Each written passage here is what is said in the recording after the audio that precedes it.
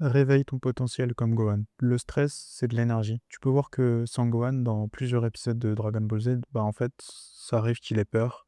Mais cette peur, en fait, ça peut être du fuel pour toi, ça peut être de l'énergie que tu peux utiliser. Et toute cette énergie, toute cette anxiété, tu peux l'utiliser dans tes projets perso et juste, bah en fait, avancer dans ce qui compte pour toi. Aussi, un truc que tu peux faire, c'est trouver des personnes qui ont atteint les objectifs que tu veux atteindre. Bah, ces personnes-là, tu peux les trouver, en regardant, du contenu sur internet. Par exemple, tu peux regarder des tutoriels sur YouTube. Je sais pas, demain tu veux être, développeur web, tu peux regarder des tutoriels sur comment devenir développeur web et si ces personnes, bah, sont des développeurs et font des tutos, bah, ça va te permettre d'atteindre ton objectif et bah, en fait, Gohan, c'est ce qu'il a fait. C'est, il a juste suivi les mentors, dont il avait besoin, que ce soit Piccolo, que ce soit, heu Goku, par la suite, surtout quand il s'est entraîné dans la salle du temps avec Goku, pour vaincre Cell, pendant l'arc de Cell et tu peux voir que à chaque fois, il s'est entraîné avec quelqu'un de plus fort que lui. Du coup, la meilleure chose à faire, je pense, c'est de s'entraîner avec quelqu'un de plus fort que toi et bah, apprendre de ces personnes. Si demain, tu es la personne la plus intelligente dans la salle ou la personne la plus compétente dans la salle, tu es peut-être pas dans la meilleure salle. Tu peux, investir un peu de temps pour, aider les gens qui sont moins forts que toi, mais fais très attention à ne jamais être le plus malin, le plus intelligent dans la salle. Autrement, tu vas régresser et tu vas, bah, juste, vu que tu es la moyenne des personnes avec qui tu passes le plus de temps, tu vas juste devenir moins bon. Et je pense que ouais, c'est vraiment important de convainc-toi que tu peux devenir meilleur et étudie les personnes plus fortes que toi, comme j'ai dit avant. Essaye de toujours passer du temps avec des personnes plus fortes que toi. Tu peux les étudier en lisant les livres, tu peux les étudier en t'entraînant avec eux ou en passant du temps avec ces personnes-là. Bon, peut-être que tu n'auras pas accès, facilement aux personnes les plus brillantes de la planète, mais, je sais pas si tu peux au moins, bah, regarder ce qu'ils peuvent partager sur internet, s'ils partagent des choses sur internet ou lire des livres et c'est de cette façon-là que tu peux, devenir plus fort. Et il y a un truc que tu peux aussi faire, c'est, comme Gohan, il est drivé par les émotions parfois. Tu peux voir qu'il devient émotionnel, surtout lors des grands moments Dragon Ball Z, où il l'a été le plus. Bah, il est devenu émotionnel juste, en avant de se battre et avant d'exterminer Cell. Lorsque, je crois le cyborg, numéro 16, s'est fait écraser par, Cell et à ce moment-là, bah, il a développé, le Super Saiyan 2. Du coup, ce que tu peux faire aussi, toi, dans la vraie vie, c'est si à un moment où c'est très dur pour toi, utilise cette émotion. Je sais pas, ça peut être, je sais pas, une meuf avec qui tu rompu ou qui t'a brisé le cœur. Ça peut être une opportunité pour toi de, juste te focus et avancer, rapidement sur tes projets. Ou ça peut être une opportunité pour toi d'avoir un renouveau et juste avancer. Comme l'a fait Gohan, lorsque Cell a exterminé, C16, je crois que c'est C16. Bah, en fait, il a juste, concentré toute son énergie et il a exterminé Cell.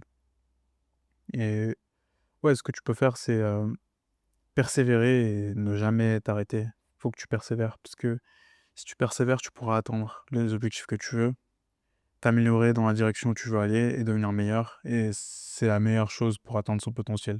Du coup, pour persévérer, ce que tu peux faire, c'est vraiment travailler tous les jours sur quelque chose qui compte pour toi et persister.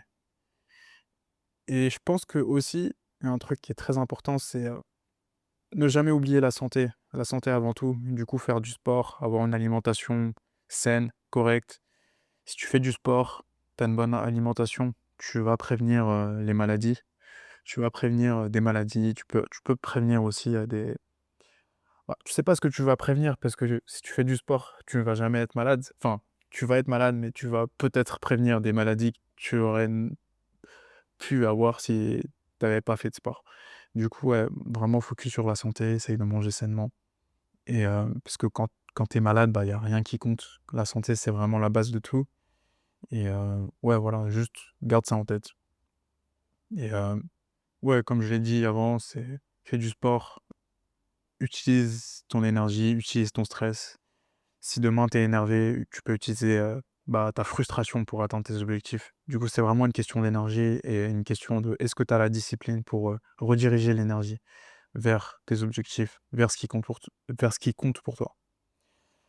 Et ouais, continue à avancer tous les jours et ta progression, elle sera garantie. Fais confiance au processus et ça peut que payer pour toi. Et il y a un dernier truc que je veux dire, c'est un peu, ça rejoint un peu ce que j'ai dit avant, c'est vraiment l'environnement, ça aide. Si tu veux t'améliorer en Muay Thai, tu peux aller en Thaïlande. Si tu veux t'améliorer en boxe thaï. Là, actuellement, j'ai commencé la boxe thaï il y a un an. Enfin, il y a un an, il y a 8 mois, je dirais. Et là, actuellement, je suis en Thaïlande et je m'entraîne. Et c'est un bon environnement pour s'améliorer dans quelque chose que tu souhaites. Je le fais pour le fun, je fais pas, j'ai pas d'ambition compétitive, mais c'est vraiment un truc qui est bien. Du coup, tu allies la santé, parce que tu fais du sport. C'est aussi ludique. Ça t'aide à développer une certaine coordination et ça peut aussi te rendre confiant.